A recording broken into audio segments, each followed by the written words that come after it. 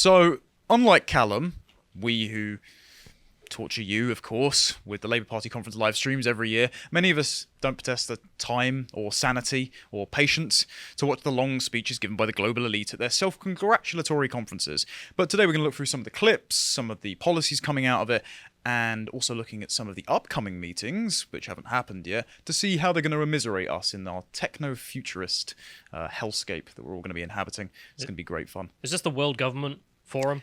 The G20, the B20, the World Government Forum, and a forum hosted by the New York Times that has FTX, BlackRock, Zelensky, and all other sorts of unsavory characters at it.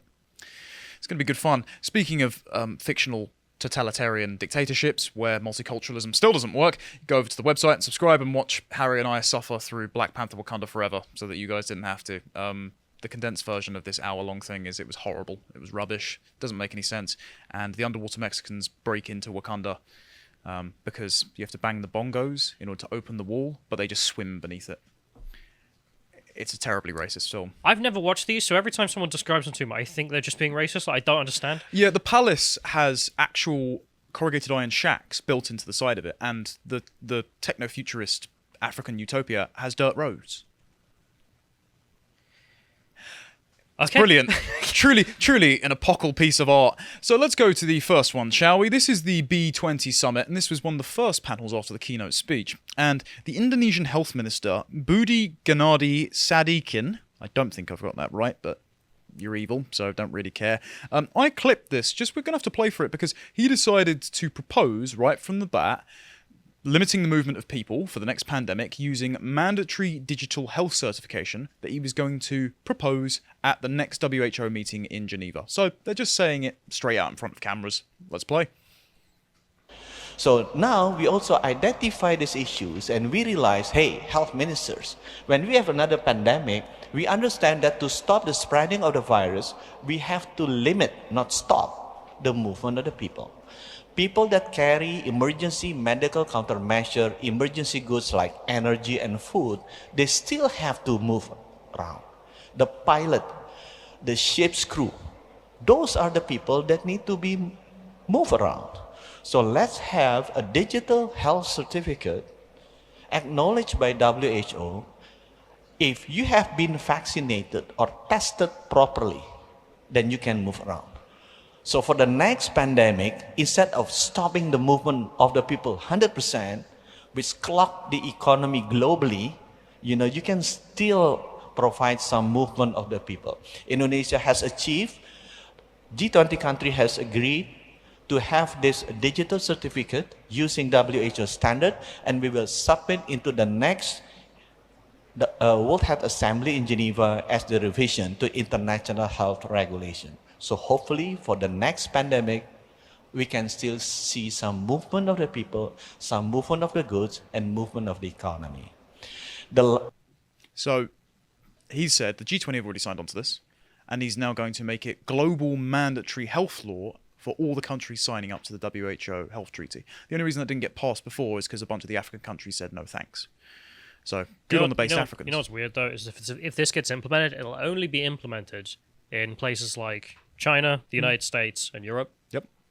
The rest of the world just won't bother. No, they won't check it because of the enforcement costs being too high. It's like Turkey, for example. The only reason Turkey reopened, and they were one of the first countries to say we're not going to have any vaccine requirements or limitations on movement, is because the entire country was collapsing because the tourist industry turned around and said, Erdogan, you're ruining our livelihoods. We hate you. What the hell? And Erdogan went, well, let's not annoy the entire driver of my economy in my country.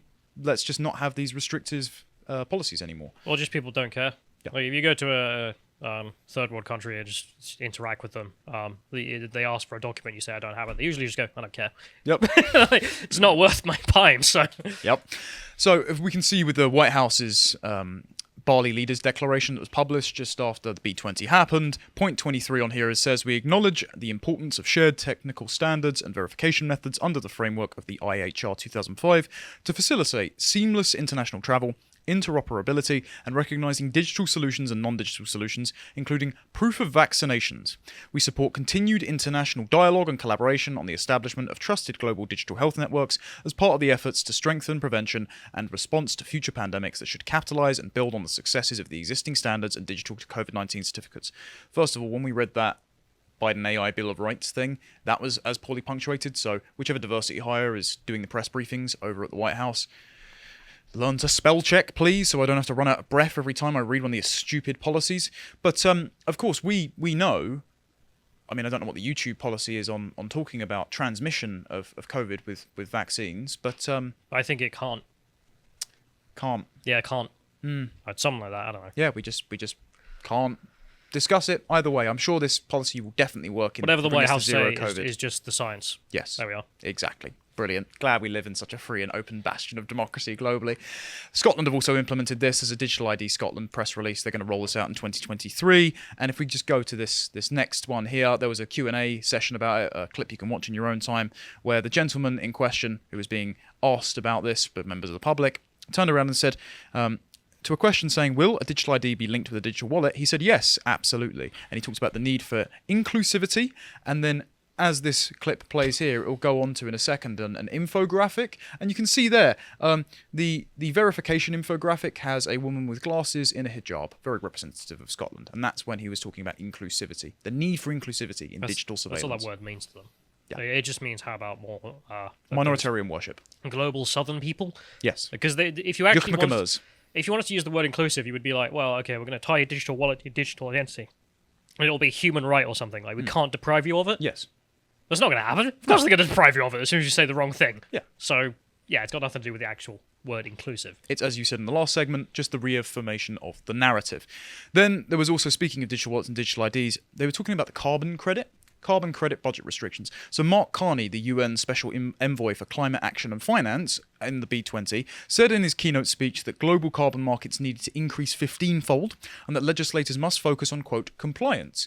Now, a lot of these things are very heavily veiled. They've got a lot of press releases on the B20 website where there's hundreds of pages of pre-prepared policy documents, and it's the kind of thing I'm going to need to sit down and go through in a hangout of some kind and look at the full policies to break it down. But I'm so glad we have Stanley Johnson, because instead he just comes out and says it in a really sound-biteable clip. So let's play his appearance on Nana Okoye's show last week, shall we, to see what we've got in store for us. So we've got the carbon budget, and we know we've got to get there. So it actually means that countries need to divvy up this carbon budget between them, and then they need to divvy up the sectors, and then they need to have the measures which deal sector by sector with getting the. And if that means actually some of us are told, well, you can't go on a plane, that's fine. That's part of the national plan. It's part of the national plan to stop you flying because you've exceeded your carbon budget, comrade. So thank you very much for at least admitting what Boris Johnson meant by taking action on cash, back when he said coal, cars, cash and trees at COP26. I've also spoken about this before in a YouTube segment because I went to the University of Sussex, just freshly after they kicked out Kathleen Stock, to have a debate with the former head of the Green Party, Shara Ali. And he said there, you need a little app on your phone, you'll have a person, carbon, budget allowance, and if you go over that, you can't buy new carbon credits, and that just means you'll have to budget better in future. And I said, oh, if you exceed it, will there be any penalties? And he went, well, no, but we do want to stop people from doing it. And I had to get him really hard nailed down on, well, yeah, we'll have to do some fines, and if you don't want to pay the fines, you'll have to go to prison. So it's just authoritarianism. Shock. No surprise there then, is it? Back to the White House, shall we? So let's look at the rest of the priorities that they had at their meeting. Point 32, we welcome continued exploration of CBDCs, so central bank digital currencies, which there's a link in the description to a segment we've done before on that. And point 40, we reaffirm our commitment to support the full inclusion of migrants, ensuring full respect for their human rights and fundamental freedoms, regardless of their migration status. So that translates to break into the country and you get all of the benefits that are accrued to law-abiding working people. We're going to legalise crime. Yeah. Like breaking into a place without permission is a crime. Yes. So just abolish crime. We've legalised, well, it's actually national burglary. Still breaking into the elite's house is a crime. Yes. But why? What's the difference? Sitting and squatting in Holiday Inn is a human right, Callum. It was the whole thing about like the illegals should be able to break into the country but not come to Martha's Vineyard. So that's when it becomes a problem. Yeah. Do you remember when Laura Loomer helped a bunch of illegals scale the walled compound of Nancy Pelosi's house and was immediately arrested for it? No, I didn't. But that happened. That's illegal. Yes, exactly. I too disagree with a bunch of illegals breaking into a country. That's why I'm against Namor and the Talokans in Wakanda forever. And then there's point 42 as well, which says, we will demonstrate leadership and take collective actions to implement the 2030 Agenda for Sustainable Development and accelerate the achievement of the SDGs by 2030. So that means that a unanimous cross-country timeline of condensing net zero by 2050, now down to 2030. So you remember the Labour Party position where they said we want a British-owned energy company, entirely renewable, and to get into net zero by 2030? That's become all G20 countries' doctrine now, including from Rishi Sunak. Just yet to announce it, I suppose. Not China, though. No. Oh, amazing. Yeah, shockingly so. If you want to read up on the 17 Sustainable Development Goals, I believe Hugo's covered it before for the site, but if we scroll down, there's just these nebulous things like the abolition of poverty, no hunger, good health and well-being. We did that last year, really. Didn't you hear? It's over. What? No more poverty or hunger. Oh, wonderful. We spent the $9 billion or whatever leftists keep saying it is. We're done. Oh, yeah, brilliant. Yeah. That won't I happen assume again. we just stole all that from India from how many hundreds of years ago, did we?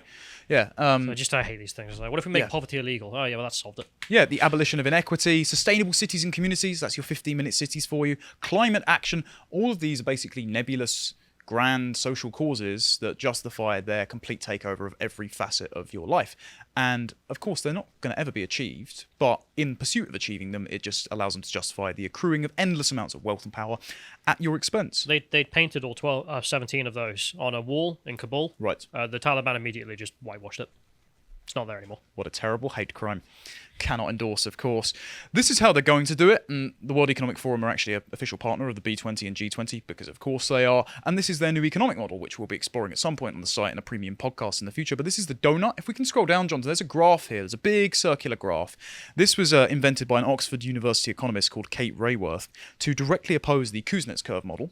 And the Kuznets curve model is like the IQ bell curve, and the idea is as a country increases its wealth, both emissions and inequality increases, and then you reach the apex of economic development, and inequality and emissions start to decrease. And that actually tracks pretty well over time. That's why they say if there really is climate change, then what's going to happen is we'll innovate our way out of it rather than standing at the shoreline and forget to put wellies on and just drown. Instead, they said we want a perfectly circular, sustainable, cyclical, equitable economy. And so that hole in the middle there, for our audio listeners, is the shortfall of things we're falling short on, like social inequities and waste. Outside that, there's a ceiling of things that we can't control, like the ocean changing, air pollution, climate change. And what they want to do is they want to make all of the 17 goals achieved, close that hole in the middle, turn the donut into a fixed pie, which they can then divvy up.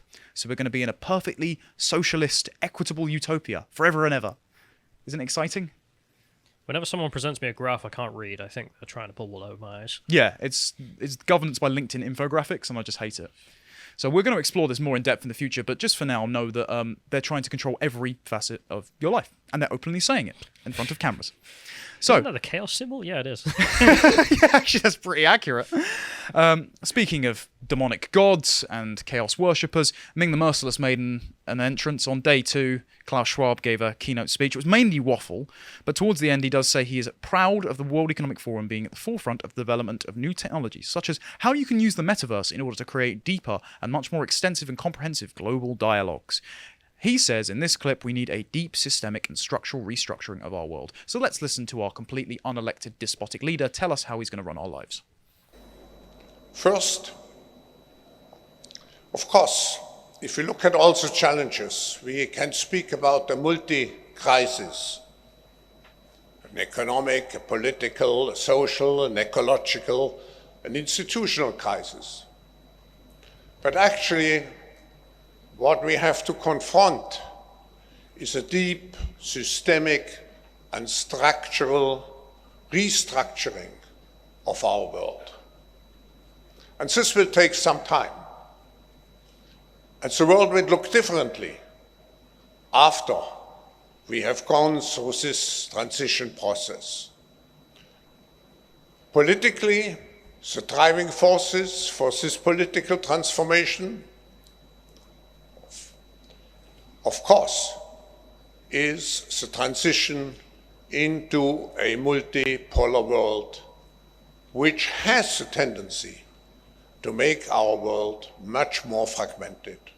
And for these reasons, events like this one, the G20, and so on, are the very important connectors to avoid a too great segmentation, I would say, blockization instead of globalization of our world.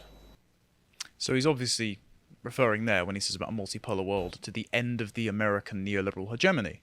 And I think, considering how often we turn around and say, Yankees don't understand anything, not most of our American viewers, of course, but the people that just don't travel outside the country and American have no worldly leftists are knowledge. Yankees. Exactly. We'd be quite happy with an end to that having cultural dominance over us and a sort of retreat into Englishness. Unfortunately, that's not what he means. Instead, he means That's not one of the polls that's about to come out. No. No, it's the Chinese. No. Currently, we have BRICS and the failing West, and he's hoping with globalization that we just all adopt the Chinese model. As we can go scroll down here, John, this was part of their predictions for the world in 2030. So remember that 2030 deadline they've accelerated towards? Well, prediction number three is US dominance is over with a handful of global powers. Nation states will have staged a comeback, writes Robert McGarr, research director at the Agrapy Institute. Instead of a single force, a handful of countries, the US, Russia, China, Germany, India, and Japan, chief among them, show semi-imperial tendencies. However, at the same time, the role of the state is threatened by trends, including the rise of cities and the spread of online identities. So that's why they're identifying these as threat measures to their globalized world, and so they want to enfold all of these aspects, their 15-minute cities, their AI algorithmically controlled digital universes, and the global governance summits into the narrative. And that's how they stop this multipolar world. They create a unilateral, culturally universal, bland world. It's perfectly sustainable and equitable. Wonderful. So, obviously, as you alluded to, China are going to be leading the nose on this. Klaus Schwab said as much in this article here from the Post-Millennial. There's a clip of it as well that's circulating online where he says, on the G20, the interview began, you were there meeting some of the leaders as well, Professor Schwab. What do you make of the result? It seems quite positive with all the voices included. And Schwab said, I think it's positive. The base has been formed. We have to go one step further. We have a strategic mood. We have to construct the world of tomorrow. He said he wants a systemic transformation of the world, adding that we have to define how the world should look like which we want to come out of this transformation period. I respect China's achievements over the past 40 years. He said China is a role model for many countries. We should be very careful in imposing systems, he concluded, but the Chinese model is certainly a very attractive model for a number of countries. So this is no shock then that Rishi Sunak at the G20 removed China from the security list, and at COP27, Joe Biden and Xi Jinping agreed on the 14th of November to resume cooperation on climate change and other issues. So they're all just holding hands and shaking hands with China under the guidance of Klaus Schwab. Great. Let's hear him talk about how that government is going to co-opt corporations for his own ethical ends, shall we? Now, just two last points. Public-private cooperation. Today, some people would say, until 2 years ago, until the crisis hit, it was business who was in the lead. And now with the crisis, with COVID, it's government who is in the lead. No.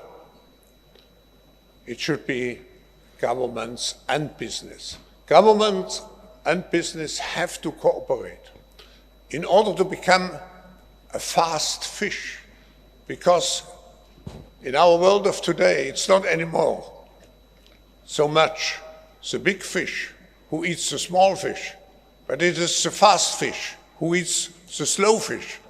And in order to be a fast fish and a big fish, hopefully, like Indonesia, you have to have two co-pilots, business and governments. My last point relates to trust. If business is really a force for good, which it has to be, business has to practice stakeholder capitalism. Such a concept I wrote a book about over 50 years ago, and I devoted my life to the promotion of stakeholder responsibility. Business should not only serve shareholders, but has to serve the people and to take care of our planet. Only in such a way, business will earn the trust which it needs to be an innovative force to make our society a better society. That's actually the definition of fascism, Yes. which is that the businesses will only be allowed to operate if they take into account the stakeholders, the government, and work with them and can be trusted. Yeah. That's where the term corporation comes from, your organs of the state. So for those who aren't aware, of course, Callan just gave a perfectly succinct version, but stakeholder capitalism, how they sell it to you, is modeled off of, they appoint experts in fields like corporate governance, working with government, social action like racial and gender equity, and environmentalism to tell you how to run your company. And if you hit these activist criteria, you're graded on your ESG scores, environment, social and governance scores, you get subsidized by their hedge fund partners like BlackRock, Vanguard, and State You get Street. given a party loyalty score. Yeah, it's basically like an insurance mechanism against get woke, go broke, because you've got no one else to buy from as a consumer. So if you decide to, on social media, with your digital ID linked to your digital wallet, if you post the wrong thing, then the corporation you're forced to buy from grades you with a lower ESG score as a consumer and deactivates your ability to buy from them. So it's a complete totalitarian takeover of the German economy. man gains power, thinks fascism is a good idea again. Yeah. But that's interesting, though. Fascism is actually a good way of conceptualizing it, because fascism talks a lot about the grand historical forces moving into play and coming up like an apotheosis. When he spoke there about the fast fish and the dual pilots, he's talking basically about pilot fish. And pilot fish are the little fish that swim behind in the wake of the big fish to not get eaten, and they eat the scraps.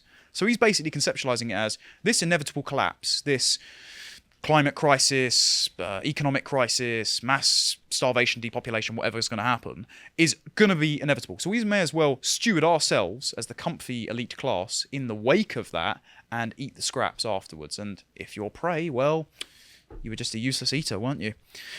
He then also gave a speech at APEC, which we won't play a clip of, and it's in Thailand, and he said, now, in order to be a winner, you must embrace the fourth industrial revolution. This revolution is different from 3 previous ones. It's particularly also the fact that the winner takes it all. Who are the winners?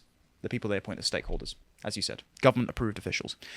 His advisor also agrees. Yuval Noah Harari, the guy that wrote *Sapiens* and whatnot, he gave the speech at the 2020 World Economic Forum. And he said the power to hack humans can be used for good purposes, like providing much better healthcare, but this power falls into the hands of a 21st century Stalin. The result will be the worst totalitarian regime in human history. And we already have a number of applicants for the job of 21st century Stalin. It's quite interesting how he said, Schwab before, that the fourth industrial revolution is unlike the other 3. I think it's going to be closer to the Bolshevik revolution, which results in a vanguard class taking hold of the economy and a bunch of people dying. And of course, the vanguard class are their appointed stakeholders. And he said, if we allow the emergence of such total surveillance regimes, I don't think the rich and powerful in places like Davos will be safe. Just ask Jeff Bezos.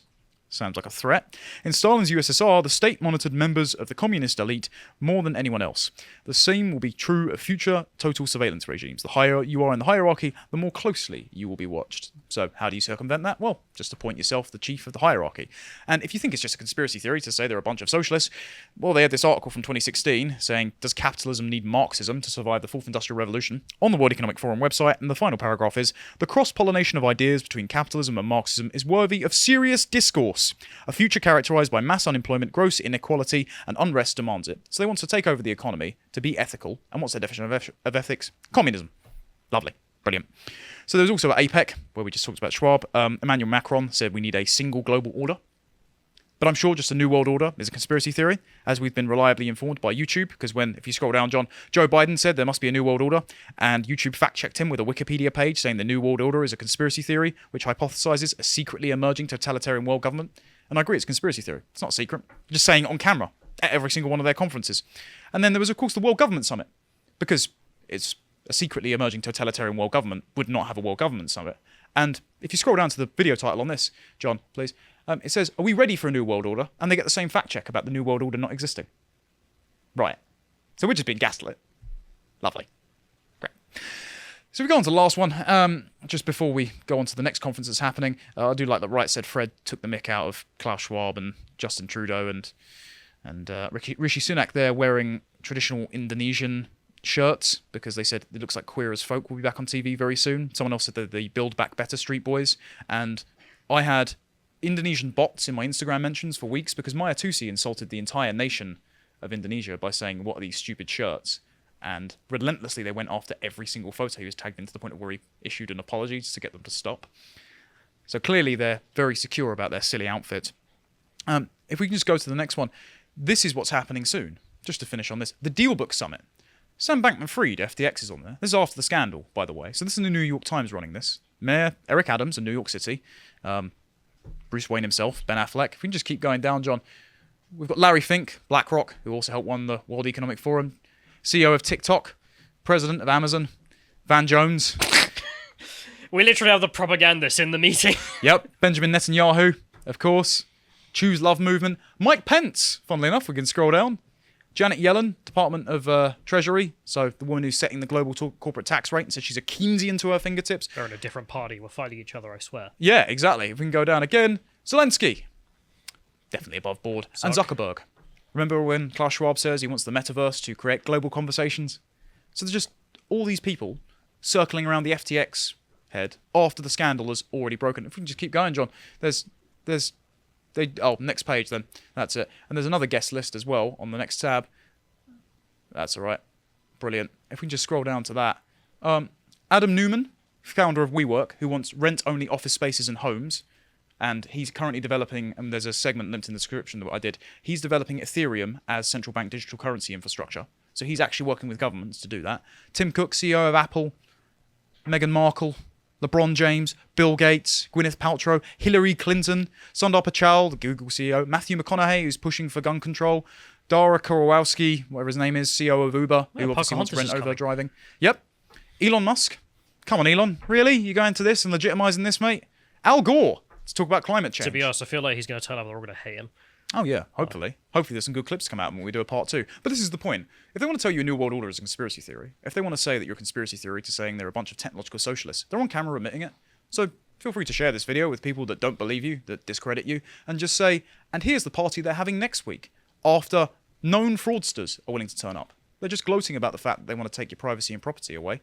All we can do is just mass non-comply, I guess. If you appreciated that segment from the podcast of the Lotus Eaters, you can go to lotuseaters.com to get access to all the premium content we have on the site, such as the Contemplation series, this one on the origin of humanity, part 2. If you'd like to find out what else we're putting out, you can follow us on Getter at lotuseaters_com on Getter. Thank you and goodbye.